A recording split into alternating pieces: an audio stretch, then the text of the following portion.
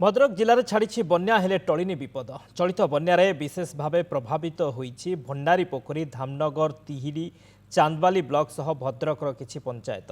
हेले एबे भी चांदबाली ब्लॉक सह तिहिडी ब्लॉक अनेक अंचल जलबंदी होई रहिछि। सेपरि जलसंपद विभाग और एनएच विभाग टाळटुळ नीति जोगु आरडी निकटस्थ बोड़क और साठी बांकुड़ा गाँ निकटरे बैतरणी बन्या पानी रे धोई जाइछि 500 फुटर कंक्रीट रास्ता एपरी धोई जिबा सह घाई सृष्टि होई जिबारु बैतरणी नदीर समस्त बन्या पानी गाँ आड़क माड़ी चली।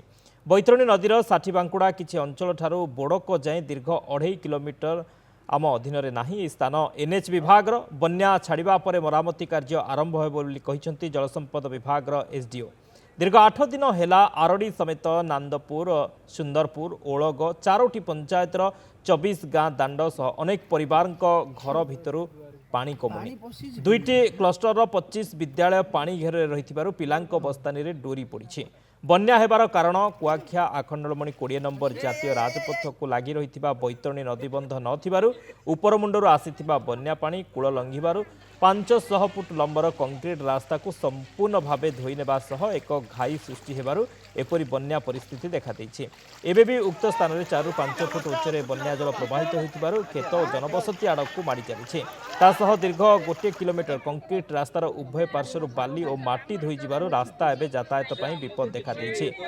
बोड़क गाँ बाह्य जगतरू विच्छिन्न हो रही। गाँव प्राथमिक विद्यालय को बाद देले उच्च शिक्षा पई पाठ पढ़ुथिबा 30 ରୁ ऊर्ध्व छात्र छात्री घरे बसिछन्ते। तासह कौनसी अत्यावश्यक सामग्री और मेडिकल आसवाक हेले देशी डंगा साहा भरोसा साजिछि। एपरि समान स्थिति देखा मिली मुआ, संतरा, पारटिया, खटुआ पाटना, भूईपुर आदि 24टी गाँव में विशेषकर चाष जमी में दीर्घ 25 दिन हेब अंटाए उच्चर बन्या पानी लहड़ी मारुथिबारु चलित वर्ष आउ चाष कार्य होई परिबो नाही बोली चाषी कहिसंते।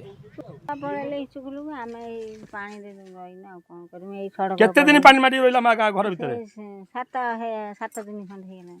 गोरु गाई अछंती आपण माने कोड होइतले कोड सब समस्त गोरु गाई बंधरे आमे भी हेई बंधरे एठी केमिति कोन चलुतले साप हाप भय केमिति कोन आ कोन करिम भगवान जा करबा हम आ कोन करिम।